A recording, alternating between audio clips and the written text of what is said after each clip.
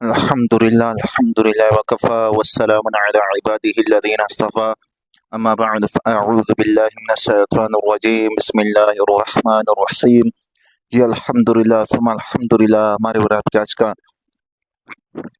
جو بیان ہے محرم الحرام کے متعلق وہ ہے حضرت امام حسین رضی اللہ تعالیٰ عنہ مبارک کے چچرے بھائی کا خط۔ آپ رضی اللہ تعالیٰ عنہ مبارک کے چچرے بھائی عبداللہ بن جعفر رضی اللہ تعالیٰ عنہ مبارک تھے۔ مدینہ منورہ سے خط لکھا، میں آپ کو خدا کا واسطہ دیتا ہوں کہ یہ خط دیکھتے ہی اپنے ارادے سے باز آ جائے، کیونکہ اس طرح میں آپ کے لیے ہلاکت اور آپ کے اہل بیت کے لیے بردباری ہے۔ اگر آپ قتل ہو جائیں گے تو زمین کا چراغ بجھ جائے گا۔ اس وقت آپ کا وجود ہی ہدایت کا نشان اور ارباب ایمان کی امیدوں کا مرکز ہے۔ سفر میں جلدی نہ کیجیے، میں آتا ہوں۔ حاکم مدینہ کا خط۔ حضرت عبداللہ بن جعفر رحمۃ اللہ علیہ نے اس کے علاوہ مدینہ منورہ سے بھی خط لکھوایا، جس کا مضمون یہ ہے: میں خدا سے دعا کرتا ہوں کہ آپ کو اس راستے سے اٹھا دے جس میں ہلاکت ہے، اور اس راستے کی طرف رہنمائی فرما دے جس میں سلامتی ہے۔ مجھے معلوم ہوا کہ آپ عراق جا رہے ہیں۔ میں آپ کے لیے شقاق اور اختلاف سے پناہ مانگتا ہوں۔ میں آپ کی ہلاکت سے ڈرتا ہوں۔ عبداللہ بن جعفر اور یحییٰ بن سعید کو آپ کے پاس بھیجتا ہوں، ان کے ساتھ واپس چلے آئے۔ میرے پاس آپ کے لیے امن و سلامتی، نیکی، احسان اور حسن جوار ہے۔ خدا اس پر شاہد ہے، وہی اس کا کفیل، نگہبان اور وکیل ہے۔ والسلام۔ میدان کربلا میں قیام۔ اور میدان کربلا میں 10 محرم 61 ہجری کو جا اترے۔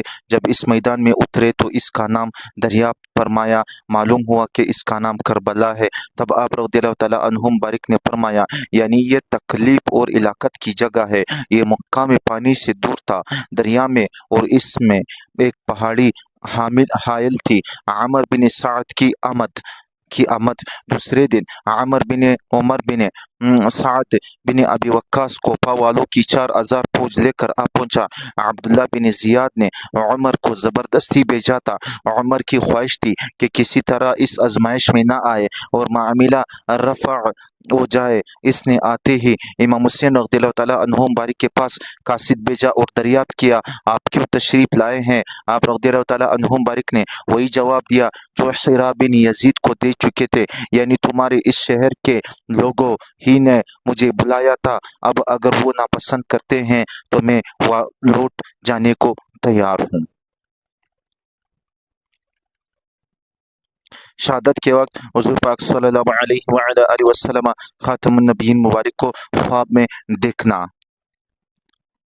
پہلے واقعہ شہادت کا اثر فضائے آسمانی پر، اس پہ بات کریں گے، پھر شہادت کے وقت اس پہ بات کریں گے۔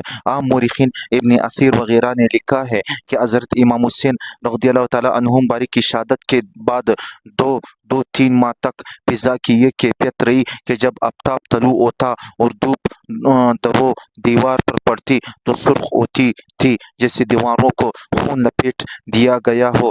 شہادت کے وقت حضور پاک صلی اللہ علیہ وآلہ وسلم خاتم النبیین مبارک کو خواب میں دیکھنا۔ خواب میں دیکھا گیا۔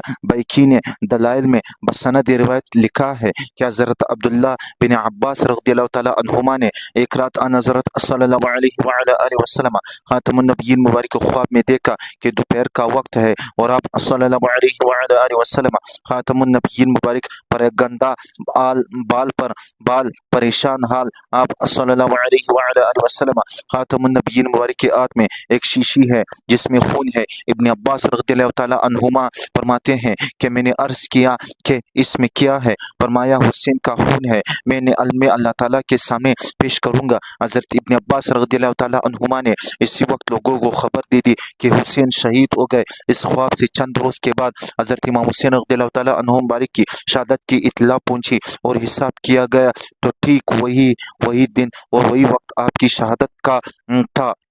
اور ترمذی نے سلمہ بن سلمہ سے روایت کیا ہے کہ وہ ایک روز اور میں سلمہ رضی اللہ تعالیٰ عنہا کے پاس گئے تو دیکھا کہ وہ رو رہی ہے۔ میں نے سبب پہنچا تو فرمایا کہ میں نے رسول اللہ صلی اللہ علیہ وآلہ وسلم خاتم النبیین مبارک کو خواب میں اس طرح دیکھا کہ آپ صلی اللہ علیہ وآلہ وسلم خاتم النبیین مبارک کے سر مبارک اور داڑھی پر مٹی پڑی ہوئی تھی۔ میں نے پوچھا کہ یہ کیا حال ہے؟ فرمایا کہ میں ابی حسین کے قتل پر موجود تھا۔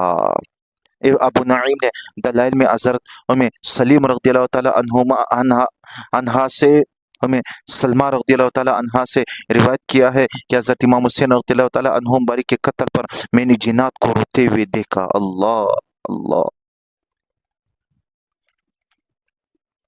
جی الحمدللہ ثم الحمدللہ۔ ہمارے اور آپ کا آج کا جو وہ تھا تقریر تھا، بیان تھا، وہ اختتام پذیر پہ پہنچ گیا ہے۔ وآخر دعوانا ان الحمدللہ رب العالمین۔